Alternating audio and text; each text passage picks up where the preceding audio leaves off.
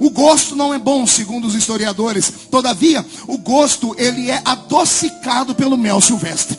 O animal tem todas as proteínas que o corpo precisa. E o mel dá um sabor diferente. Então esse menino é criado por esses beduínos no deserto. E criado no meio do deserto pelos beduínos, passa a comer a comida dos beduínos. E é por isso que a Bíblia Sagrada faz questão de dizer que este homem se alimentava de mel silvestre e de gafanhoto. Qual era a comida dele? Pergunte ao seu irmão, vai encarar? Você não quer ser profeta? Todo profeta é anormal. Tudo nele é anormal.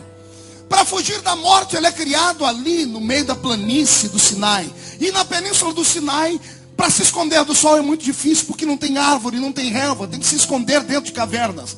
Esse moço cresce com a pele do seu corpo estorricada. A cor da pele dele não é como a cor da pele dos judeus, porque os judeus têm árvores para protegê-los do sol. Existe lá em Israel, o calor é um pouquinho diferente do Egito, mas como ele está exposto ao sol do deserto, a cor da sua pele é acima do caucasiano. Ele é quase um negro por causa do calor do deserto. Os seus cabelos são desgrenhados e ele é barbudo pra chuchu. E se você me perguntar o porquê, eu vou te dizer o que a Bíblia diz. Ele é um nazireu. Ele é um o quê? Você sabe o que é um nazireu? Alguém escolhido por Deus.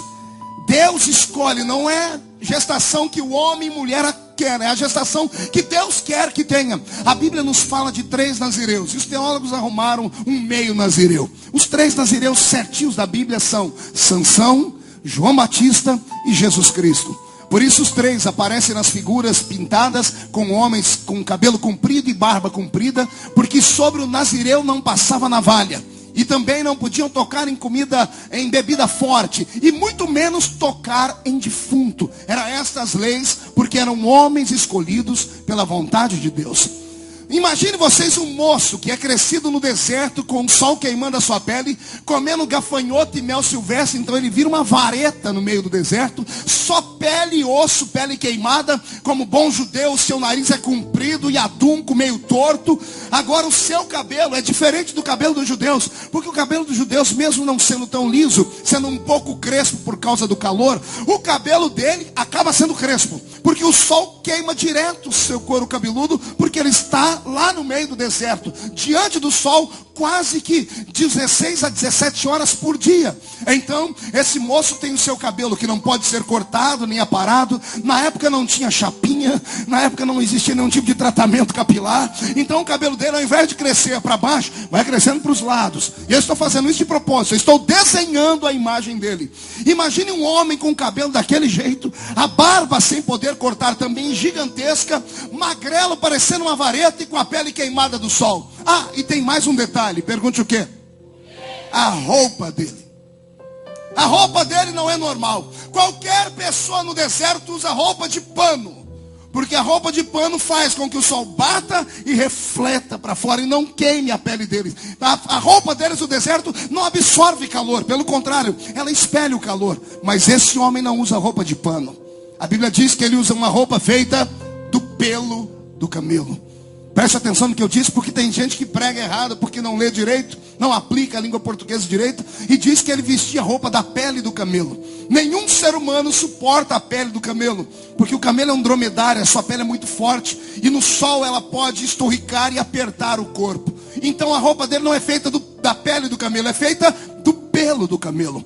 Então imagine você andar no meio do deserto, onde todos os homens andam com roupas de pano, e você vê lá no meio do deserto um homem usando uma roupa feita de pelo de animais, o cabelo desse tamanho, a barba desse tamanho, magro, parecendo uma vareta, andando, a silhueta dele, com todo respeito, você vai entender, quem olhava para ele era capaz de dizer: esse homem não é do nosso tempo, é um Neandertal, é um homem das cavernas.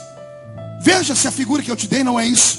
Um homem com roupa de pele de animais. Só faltou um tacape na mão e arrastar uma mulher pelo cabelo para pedir ela em casamento. Porque a figura desse João Batista é um homem das cavernas. Cabelo desgrenhado, barba desgrenhada, roupa do pelo do camelo, magérrimo demais, pele queimada pelo sol, e para ajudar, no seu bojo carregando gafanhoto e mel silvestre. Eis aí o herói de Deus, a voz do que clama no deserto, O profeta que divide as águas. Quem entendeu até aqui, dê um glória a Deus. Olha para o seu irmão e diga: se prepare agora. Roberto, mude a música para mim. Quando esse moço atinge a idade de 30 anos, ele aparece no cenário político de Israel. Quando ele entra dentro de Jerusalém, com aquela cabeleira, aquela barba desgrenhada, aquela roupa feita de pele de animal ou de pelo de animal.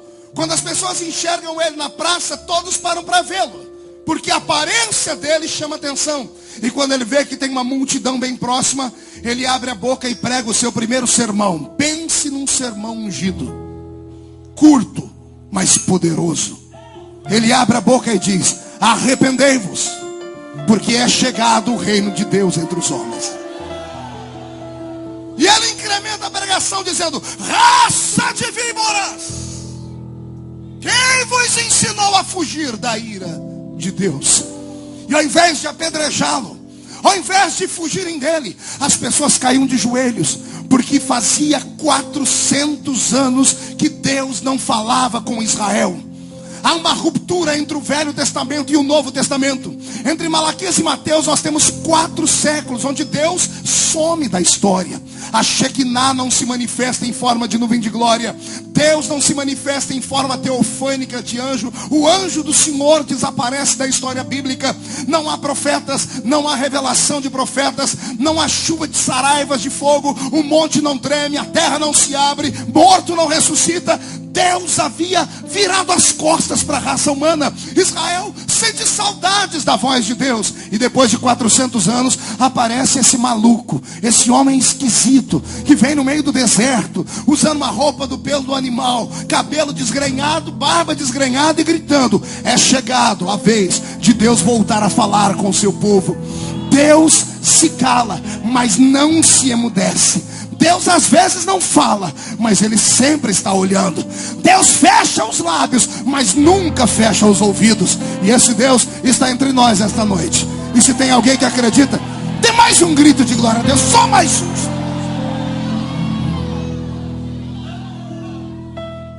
Quando Ele cativa o coração de toda Jerusalém, Ele empreende o seu mais audacioso plano. Pergunte qual?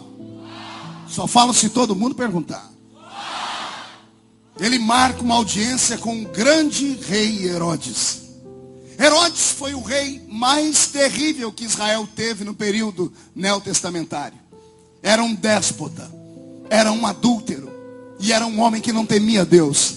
Mas era um homem sagaz e tinha carisma, mas não tinha caráter. De nada adianta ter carisma se não tiver caráter. Não adianta ter talento e ser uma pessoa com a vida dupla e coisas mais. E esse homem aparece agora em Israel governando, e ele cria um governo populista. A história diz que ele criou na entrada do palácio dele uma antessala. E toda quarta-feira, às 2h da tarde, ele abria esta antessala para recepcionar os miseráveis de Israel. E os miseráveis de Israel faziam fila para fazer os seus pedidos. Após fazerem os seus pedidos, Herodes então dava a ordem que os pedidos das pessoas fossem assim aceitos e compensados. E então o povo gritava: não é voz de homem, é voz de Deus. Vou desenhar a cena. Herodes está no trono, abre-se a porta, uma fila de pessoas pobres. Uma mulher se aproxima e diz: senhor Herodes, lá no bairro onde eu moro não há uma escola rabínica, os nossos filhos são analfabetos. E eu vim reivindicar em nome do Deus de Israel que o Senhor crie uma escola. E Herodes, populista, querendo a atenção do povo, batia suas mãos, chamava o ministro da educação e dizia: eu quero uma escola rabínica naquele bairro. E então o ministro dizia: será feito, Senhor. E a multidão que ouvia o rei obedecer à voz do povo gritava aplaudindo: não é voz de homem, é voz de Deus. No dia seguinte, na quarta-feira seguinte, mais pessoas. Isso foi se avolumando, tornou-se comum. Só que para chegar ali você tinha que se inscrever. E esse tal de João Batista um dia se inscreveu.